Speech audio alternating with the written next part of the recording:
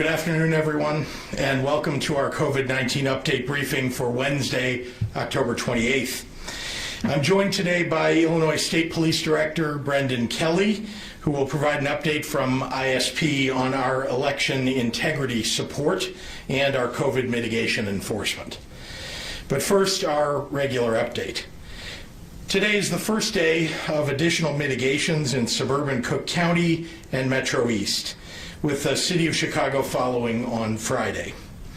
And as of this morning, Region 9, Lake and McHenry counties has now sustained an average positivity rate of 8% or higher for 3 days, meaning that starting Saturday, they will join 7 of our 11 other regions in operating under resurgence mitigations.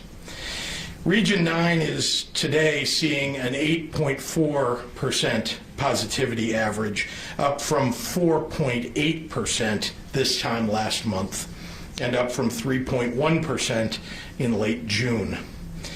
Average COVID-related hospital admissions today are 5 times as high as they were in mid-June and 3 times as high as in mid-September. In other words, things are bad in Region 9 and getting worse. So beginning on Saturday at 12:01 a.m., public gatherings in Lake and McHenry counties will be reduced to 25 people, and indoor dining and indoor bar service will be temporarily closed, although outdoor service in tents or tented igloos and takeout, delivery, and drive-through service will remain available. We have made $220 million of business interruption grants available to any affected business. Applications for those grants for those businesses that are affected by these new mitigations are available on an expedited basis on our Department of Commerce website at dceo.illinois.gov.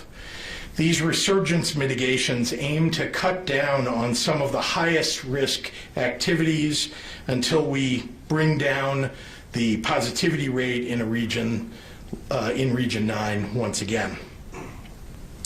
As for Regions 2, 3, and 6 that remain free of resurgence mitigation measures, Region 3, which encompasses Quincy, Springfield, and much of west central Illinois, has now seen 2 days in a row of a positivity rate reaching 8%, meaning that a third day, tomorrow, would equal mitigations beginning in the region over the weekend if that happens. Region 6, east central Illinois, today has seen its first day above 8%, and if the trend continues, the area can expect the same mitigations as its surrounding regions. Region 2, which stretches from Kendall to Rock Island County and includes Peoria, is today at an average positivity rate of 7.7%, up from 7.2% on Monday. I know this virus is very hard on everyone. The damage COVID-19 is doing to people's lives and livelihoods is real. And for many people, the fight has gotten harder as the months have passed. Despite what the stock market looks like, the real economy for real people has been brutalized by this virus. And the Republican-controlled United States Senate has refused time and time again to give workers and those unable to work and local governments and small businesses the kind of support that they need. Many cannot financially survive this pandemic without help from Congress and from the President. The same, of course, is true about the health of Illinoisans. If we aren't able to bring down the number of cases and the rate of transmission, not only will our economy continue to suffer, but many more people will be hospitalized. Some will end up with long-term health consequences, and too many will die. This battle isn't going away by itself. We have to manage our way through with tools that we have available to us. And there are many of those tools that nearly everyone in our state has available to them to join this fight. First and foremost, to stay healthy, you should be wearing a mask when you are with people that are not in your personal family pod. Keep 6 feet of distance from others, even when you're wearing a mask, and frequently wash your hands. With the virus on the rise, you can stay safe by avoiding unnecessary gatherings. Don't host parties or attend them. It's hard, I know, but your home is only as safe as the people that you bring into it and your confidence that they've been wearing their masks and have been following the rules to stay safe.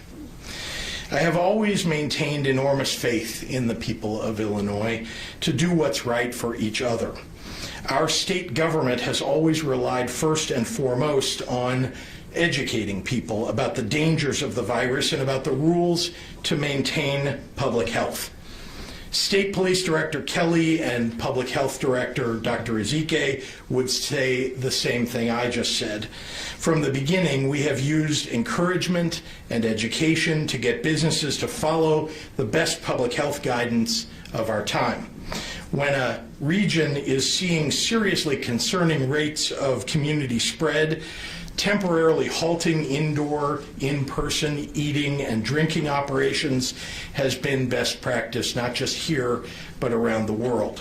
Why? Because the scientific research proves that these are the activities that frequently cultivate exposure and spread. The Centers for Disease Control and medical research have made that clear. So far, the Illinois State Troopers have worked hard to educate people about safety measures in dozens of counties across Illinois, working with local law enforcement, public officials, and health departments to urge the compliance that we need in order to get things under control so that we can, in fact, resume more normal operations once it's safer. But as we've unfortunately learned during this pandemic, some business owners refuse to get educated or just don't want to follow the rules, thereby putting their patrons, the public, and their workers in danger. Sometimes educating people isn't enough to get them to do the right thing. The state police have ramped up random checks of businesses that are subject to mitigation rules to identify those that aren't following them, and they've begun progressively taking more stringent action to hold scofflaws accountable. Director Kelly will talk about what that looks like in just a few minutes. And I've asked Liquor Control Commission and the Gaming Board to do the same. Local officials have a responsibility in this work as well. They are obligated to take action to keep their communities safe and to carry out the laws and regulations that are on the books. When state and national public health experts and their own local public health departments tell them things in their city, their town, and their county are getting bad, that more people will get sick and die if they don't take action, their job as a local elected or appointed leader is to lead, no matter how loudly a minority of people may criticize them, no matter how big a personal challenge that may be. Indeed, most often that's what separates good leaders from bad ones. The people of our state and our responsible business owners in our state rely upon local leaders to enforce public health guidance and hold bad actors accountable. Although I could rattle off a whole list of the incredible local leaders who have stepped up over the last 8 months to do the right thing to keep their fellow Illinoisans safe, there are also plenty of examples of local officials setting a bad example, refusing to believe the science and misleading their constituents. Getting beyond this pandemic, getting more kids into classrooms, and keeping our businesses open isn't going to happen sooner or safely if leaders are ignoring the virus or telling people they don't need to wear a mask or hosting gatherings that can turn into super spreading events. That's not leadership. With that, I'd like to turn it over to a great leader and someone that I'm very proud to work with, Dr. Ngozi Ezike. Doctor. Thank you so much, Governor. Good afternoon, everyone. Today we are reporting 6,110 new cases of COVID-19. And that report, we also have over the last 24 hours, 51 additional deaths reported to IDPH. To date, 389,095 total confirmed cases have been reported in Illinois, and 9,619 total deaths. In the hospital overnight with COVID-19 were 2,861 individuals. Of those, 600 were in the ICU and 243 were on ventilators. In the last 24 hours, 70,752 tests were reported for a total of 7.4 million tests. I would like to give yet another shout out to our hardworking local health departments. It is our local health departments that are on the front lines, tracking cases in their jurisdiction, investigating outbreaks, and supporting individuals who have indeed tested positive. These dedicated staff are working around the clock to protect all of us. And one of the ways they are protecting us is by enforcing the mask mandate and an emergency amendment to the Control of Communicable Disease Code. That amendment calls for a notice of noncompliance to be issued to a business if they are in fact in violation of the masking requirement. If the businesses do not comply, it is then subject to penalties. Local health departments are also supporting law enforcement who are working to enforce the mask mandate as well. My hope is that enforcement is not needed because people will know that wearing a mask is the smart thing to do, it's the responsible thing to do, and that it will save lives. People talk about a mask mandate infringing on their rights, but I have to ask, do you have the right to put the health of others at risk? You don't have the right to spread a potentially deadly virus simply because you don't want to wear a face covering. But until people step up and take responsibility, I would like to ask for you to please help our local health departments by following the mitigation measures and following the mask mandate. Like it or not, we are all tied together. We are in this together, and we get through it or not together. We will get through this, so let's work together now. Thank you, and now I'll repeat comments in Spanish. Buenas tardes a todos y gracias por estar con nosotros hoy. Hoy informamos 6,110 casos nuevos de COVID-19 en Illinois para un total de más de 389,000 casos confirmados. Desde ayer se informaron 51 muertes adicionales para un total de más de 9,600 muertes. 2,861 personas en Illinois pasaron la noche en el hospital con COVID-19. De ellos, 600 pacientes estaban en la unidad de cuidados intensivos y 243 pacientes estaban en ventiladores. Más de 70,000 pruebas de COVID-19 fueron hechas por un total de más de 7.4 millones. Me gustaría dar las gracias a todas las personas que trabajan duro en la salud pública, de los doctores y las enfermeras a los primeros responderos, especialmente a los trabajadores de los departamentos de salud locales. Ellos están en primera línea rastreando casos, investigando brotes y apoyando a las personas que han dado positivo. Ellos nos ayudan a entender lo que está pasando por todo el estado, perteneciente a brotes y educación sobre la importancia de usar cubrecaras. La gente habla de un mandato de máscara que infringe sus derechos. Pero lo que yo diría es que no tiene derecho a poner en riesgo la salud de otras personas. No tienes derecho a propagar un virus mortal simplemente porque no quiere usar una máscara. Pero hasta que las personas den un paso al frente y asuman la responsabilidad de sus acciones, me gustaría pedirle que sigan las medidas de mitigación y el mandato de usar cubrecara. Aunque les guste o no, estamos todos juntos en esto y solo lo superaremos superaremos trabajando juntos. Muchísimas gracias para su apoyo. And with that, I would like to turn it over to Director Brendan Kelly of the Illinois State Police.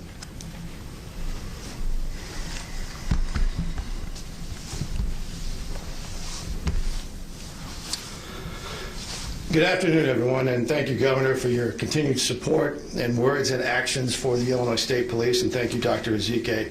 Before I get into today's topic, I want to touch briefly on the upcoming election. At the direction of the Governor and with the guidance of our State Homeland Security Advisor, Alicia Tate Nadeau, and in cooperation with our partners at the Illinois National Guard, General Richard Neely, and the Illinois Law Enforcement Alarm System, ILEAS, the Illinois State Police prepared a multi-pronged plan to assist local and federal law enforcement agencies in safeguarding the election process and keeping communities safe following the election. We've been planning for months, including participating in readiness exercises with our state and local partners.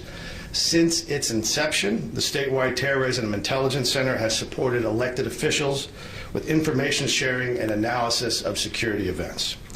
In collaboration with our federal partners, STIC serves as a hub for sharing election-related matters. In the days leading up to the election and the election day itself, STIC is and will be in daily contact with the Election Information Sharing and Analysis Center and the Multi-State Information Sharing and Analysis Center. This elections partnership this year has been expanded to include members of the Illinois Attorney General's Office and the 3 United States Attorney's offices within Illinois. This work creates shared situational awareness within Illinois and monitors the nation's activities that implicate Illinois.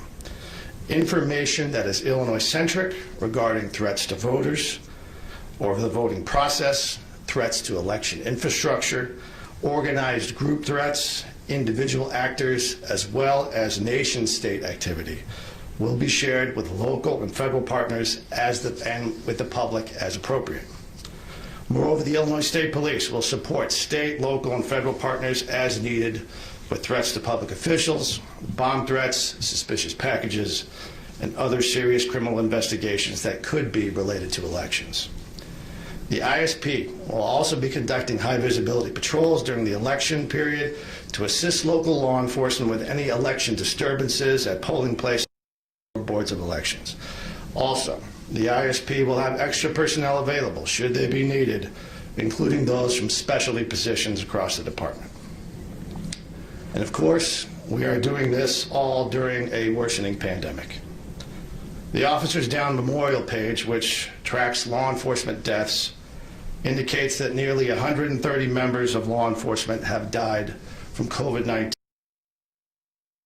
since this began. So none of us are immune. And since the beginning of this pandemic, the Illinois State Police and our partners have continued to do our part, first and foremost by setting a good example, wearing masks, practicing social distancing as much as our missions can permit. Through constant communication with local law enforcement, local health departments, and the Illinois Department of Public Health, we have focused on our community caretaking role to educate and improve regulations that keep people safe. Voluntary compliance is always our focus and has always been the Governor's direction. We've received referrals and complaints and worked with local health departments, local law enforcement, and the IDPH in 37 different counties and multiple health regions to promote compliance. The overwhelming majority of these referrals have resulted in compliance after education and a conversation or by action from local health departments. The Joint Committee on Administrative Rules met in August. The ISP and other local jurisdictions have had an enforcement mechanism of last resort when all other efforts are unsuccessful, which can lead to a misdemeanor citation. Those emergency rules are focused on businesses, not individuals, and specifically on the requirements of masks and social distancing. Those emergency rules provide for an incremental process when those masking and social distancing requirements are not being observed by a business. That begins first with a verbal warning, followed by a written warning and a written order, And then finally, as a last resort, the issuance of a misdemeanor citation to the business, not to an individual. Let me be clear. No one is arrested. The governor and no one in law enforcement has ever suggested that as a possibility in the circumstance where a misdemeanor citation has been issued. It's where the emergency rule requirements for masking and social distancing have been outright and openly violated by the wait staff, cooks, business owners, and others refusing to respect or observe these basic safety measures. So far, citations have been issued in 5 counties. Again, compliance is always the goal, no more, no less. We know that patience is wearing thin. However, please keep this in mind. The forensic evidence we collect and analyze every day to solve violent crimes and put dangerous offenders behind bars is all based on science and the scientific method of trial and error. The comms, computers, intelligence, vehicle safety features, non-lethal and life-saving technology that has revolutionized law enforcement in the past 100 years are all based on science. While I have been at the hospital bedside of my officers that have been shot or struck or injured more often than I'd like to remember, I have seen with my own eyes and been so grateful for the medical science used by doctors and nurses to care for them. That medical science saved some of their lives. That same medical science gave some family the extra time to say goodbye when they couldn't be saved. So, as the science of COVID-19 evolves, so too must all who serve. And next time my glasses fog up because of my damn face mask, I'll remind myself of the miracles of medical science and that there are smart people who are just trying to save lives, including those of my own people. So the men and women of the ISP are going to keep getting the job done, as they always do, while washing hands, social distancing, and wearing our masks. Governor, thank you, and I'll turn it back over to you. Thank you. We'll start with questions from online today. Chris Carter from WANV News is asking, Region 3 and Region 6 have reached the 8% positivity rate. Region 3 has 2 days of an increase. Do you have intentions of taking action and enforcing new mitigation in either region anytime soon? We've been clear about what the metrics are for each region when they trip those metrics, whether it's related to positivity rate above 8% for 3 days in a row, or positivity rates rising consistently 7 days out of 10, or again, consistency in hospitalizations rising, those two working together, that when when those metrics are tripped, mitigations are put in place. Rich Miller at Capital Facts is asking for you or Dr. Ezike. The Restaurant Association is calling for a return to 25% capacity. Your original plan for mitigation Tier 1 was 25% capacity limits. Why was that changed, and why is 25% off the table? I think that's referring to Region 4. Yeah, so let me begin by saying that we have the same metrics for every region, and they have worked. When we put them in place for Region 4, when we put them in place for Region 7, they were in place for a period of time. When we kept bars and restaurants indoor service closed for a period of time, those regions emerged from those resurgence mitigations as a result of that. That will work. That does work. And when it doesn't, then we have to ratchet up a little bit. That's happened in Region 1, of course.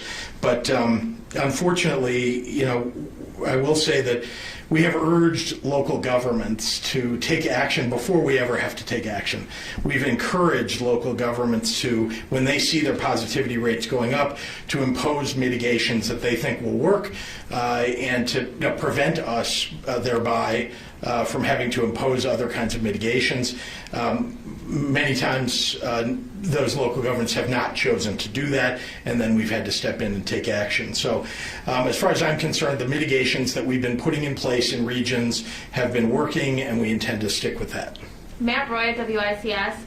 The question is for you, Governor. There has been over $6.4 million paid out in overtime compensation to IDES workers in the first 9 months of this year. One employee has worked over 1,300 hours just themselves. Will more people be hired to help with this overtime and overwork problem? Well, two things to keep in mind. We have been hiring all along here. It does take time to bring people on, to train them and get them on the phones, which is most often where we're putting them. And then don't forget that we brought on outside contractors as well so that we could bring hundreds and hundreds of people on board even before we could get them through a process of bringing them on board on a permanent basis at IDES. And we're going to continue to work on that.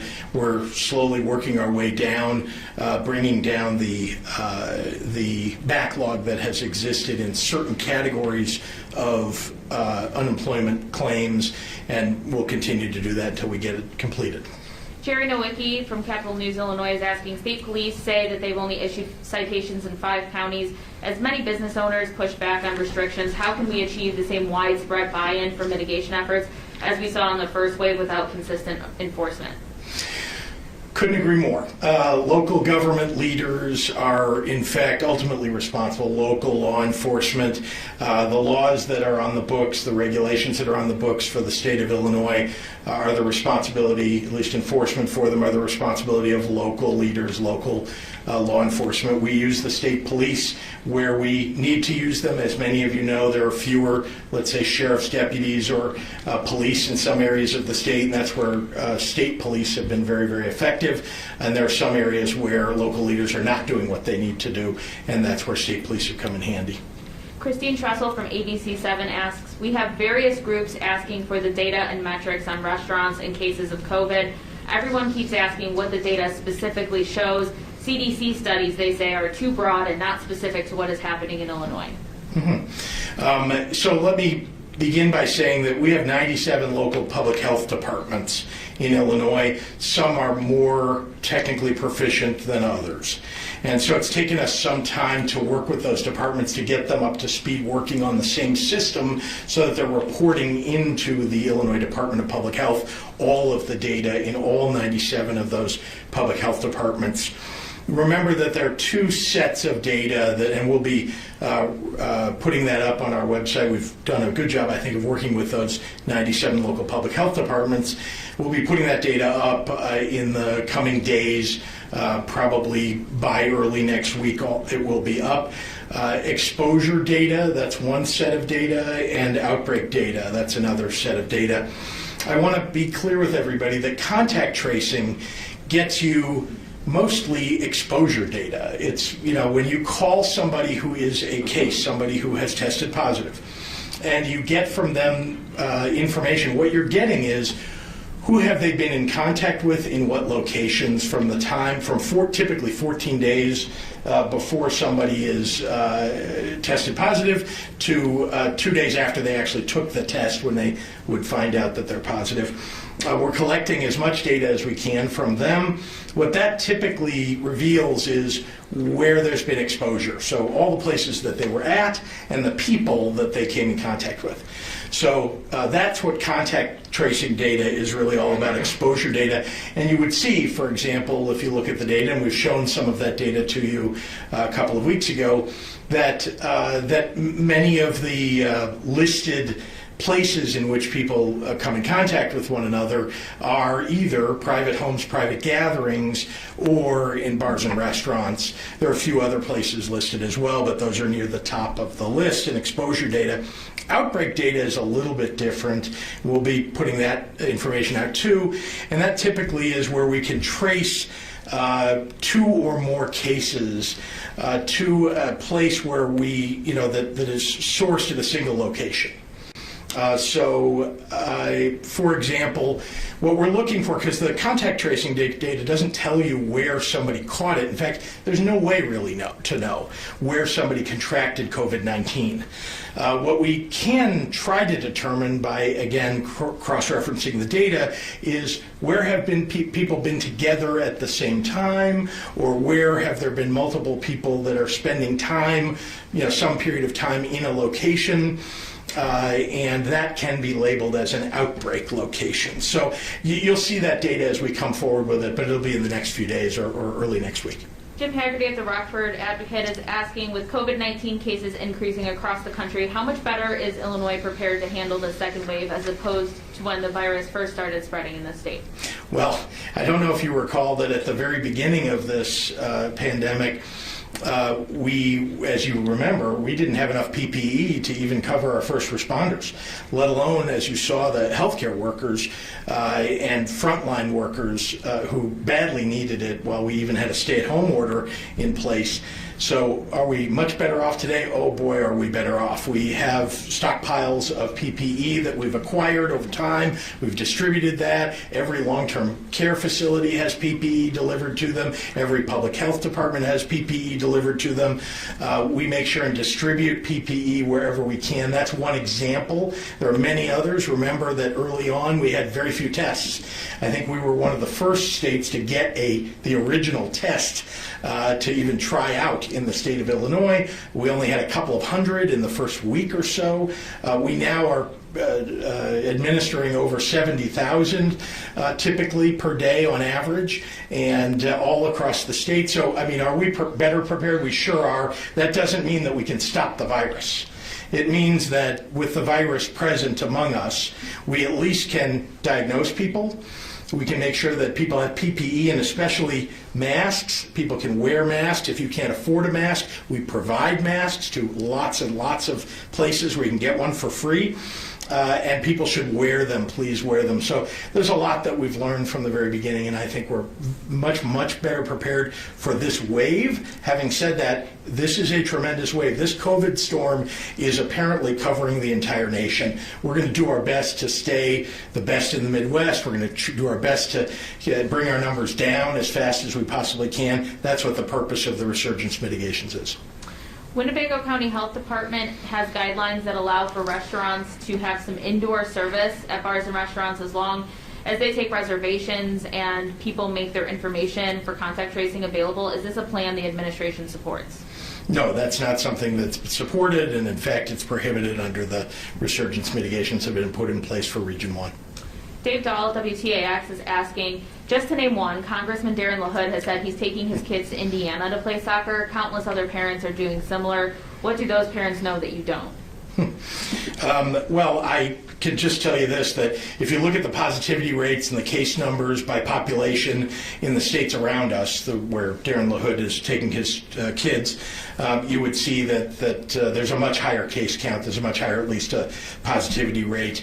And in fact, I think I read that Indiana has taken away all of its mitigations, and as a result, it's experiencing some of the same problems that Wisconsin is seeing in terms of hospitalizations and positivity rates. So we don't want to get there.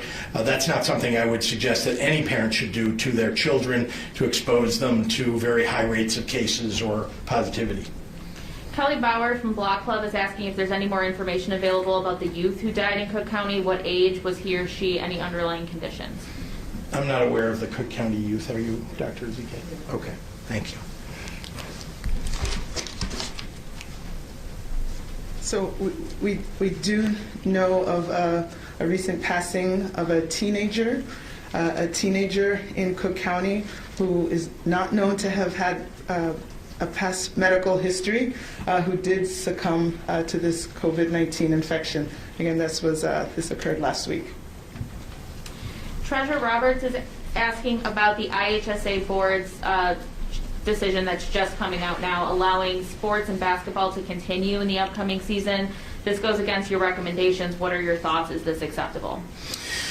Well, let me first say that what we're listening to is the guidance that's given by national organizations, the guidance that's given by physicians, particularly those that treat children, and of course the experts in sports medicine.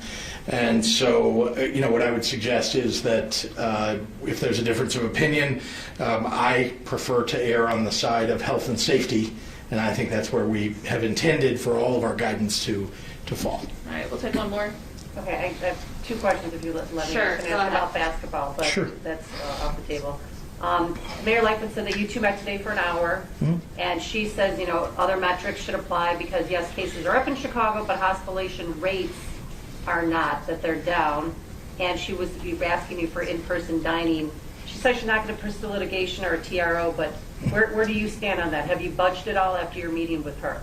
We had a great meeting, and the mayor and I talk frequently, and we're always very frank with one another. You know what our resurgence mitigations are, and we're gonna, we put them in place in each region as they trip those metrics, as we will in the city of Chicago. And then, I'm sorry, there was a piece of that you asked about some specific. Well, she just is, concerned that the family gatherings, if people aren't eating in restaurants, they're going to be, forced to get food to go and possibly have more people over in their house. And according to her, that's the #1 spread of COVID is family gatherings in Chicago. According to their... Yeah, it's the #1 across the country. We're literally hearing that from the CDC and from public health departments across the country, is that many people are having private gatherings in their homes, and that is a significant source of spread. As we know, bars and restaurants are also a significant source of spread. These are all facts that we agree upon. I think that what everybody understands is that we should do everything that we can. People should understand, as I said in my remarks, that having a gathering with people at your home that are not part of your personal family pod is taking some level of risk. And so, #1, please, people should wear a mask. Right? I just want to remind everybody, because I know it's tempting. We're friends with somebody, and you think that, well, my friend isn't going to give me COVID, right? And they don't mean to. They would never mean to. Or your family member that you invite over who doesn't live with you and has a life outside of yours. We're just trying to educate people, as we always have, and then to the extent that we can limit interactions. In places where we know there's spread, that's what we're trying to do, especially in the midst of a COVID storm that's hit the state and the nation. And back to that breaking news from IHSA, you're not going to try and stop them? Because they said that it'll be up to each school district to decide if they're going to play basketball. Well, we've told school districts what the rules are, and I think they all know. So, IHSA may have their views of it, but school districts know what the rules are, and I think that, it's unfortunate, but they would be probably taking on legal liability if they went ahead and moved, beyond what the state has set as the mitigation standard. Can I just ask Director Kelly one question? Yeah, go ahead. Thank you very much. Hi, how are you? Hi. So you had mentioned that you handed out 5 citations to restaurants that were not following social distancing and masking up. What is your new role going to be now that we have Region 11, Region 9, all these different regions, parts of the state that aren't supposed to have in-person dining? What's your role going to be now? I think it'll be as I described today, and I think it'll be the same as we've done, frankly, since the beginning of the pandemic, with a slight difference that occurred as a result of the emergency rules that passed, went through the JCAR process, that again, that provided a very focused instrument of last resort, where, frankly, what we're seeing in most of these circumstances, and I think this is how it will play out in most of the regions of the state, where you just have, unfortunately, you have some business owners, you got waitresses, waiters, cook staff, they're just outright refusing to wear masks. And right now that's just kind of gross. And it's definitely a way to spread this disease. And when we've gone through that educated process and sought voluntary compliance, following the emergency rules as they require us to do, the very incremental process that requires education, which requires a verbal notification, then a written warning. If at the very end of that you still don't have compliance, and even if it's a decent compliance and it's imperfect, you still have that process. That's usually what we're seeing when the misdemeanor citation is issued, and then that process goes forward with all 102 different state's attorneys that we have in this state. But are you going to go in if they're not supposed to have in-person dining? Are you going to go in there and ticket them, or give them a warning to shut down? It's the process I just described to you. Okay. Yep. All right. Thank you very much. Yes, ma'am. Thank you.